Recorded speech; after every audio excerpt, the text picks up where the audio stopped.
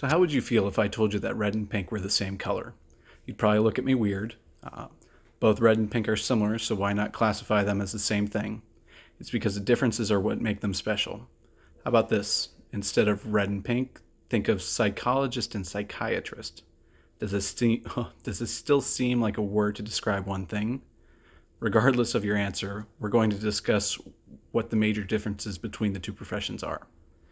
As a student that is potentially pursuing a future career in a field of psychology, I feel it's important that people know what the difference between them. So, to understand what makes these two careers different, we must first look at them individually, starting with psychologist. According to the Merriam-Webster Dictionary, a psychologist is a person who specializes in the study of mind and behavior or in the treatment of mental, emotional, and behavioral disorders. To become a psychologist, you must earn a degree from a doctoral program before being licensed, which usually takes 3 to 7 years. As well as that, Ohio law says that you need at least 2 years of supervised professional experience in psychology work before you can be licensed, and one of these years must be composed of a pre-doctoral internship that takes place under the direction of a licensed psychologist. According to the 2021 census, there are roughly 181,000 psychologists employed.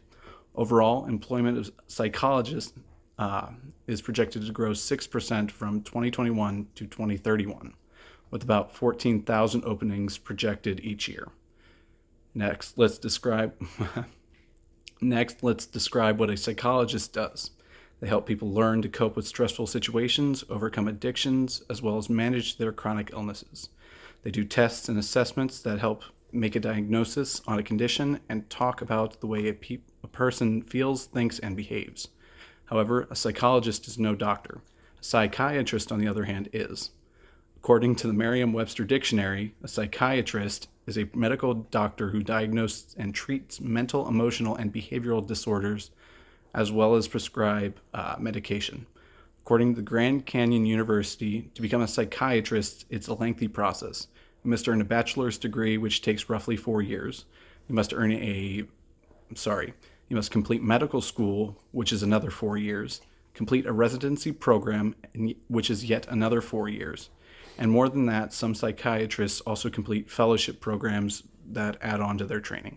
So roughly, it takes 12 years outside of normal college education to become a psychiatrist.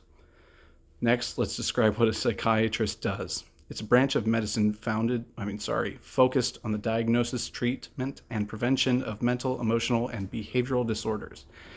They are medical doctors, MD or DO, who specialize in mental health, including substance use disorders. According to the U.S. Department of Health and Human Services, the current workforce is about 45,000 psychiatrists, and it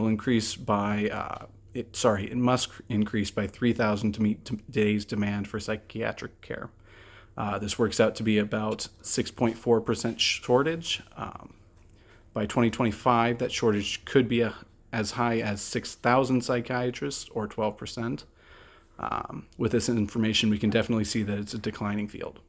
Although psychiatrists and psychologists are different, there's one profession that combines qualities of both: a clinical psychologist. According to the Merriam-Webster Dictionary, a clinical psychologist is a licensed psychologist with an advanced degree who assesses, diagnoses, and treats mental, emotional, and behavioral issues. The Chicago School of Professional Psychology says you need roughly 8 to 13 years of schooling before you are certified and practicing, 4 to 6 years in college for undergraduate programs, as well as 4 to 7 years of graduate school for a doctoral degree in clinical psychology. Next, let's describe what a clinical psychologist does.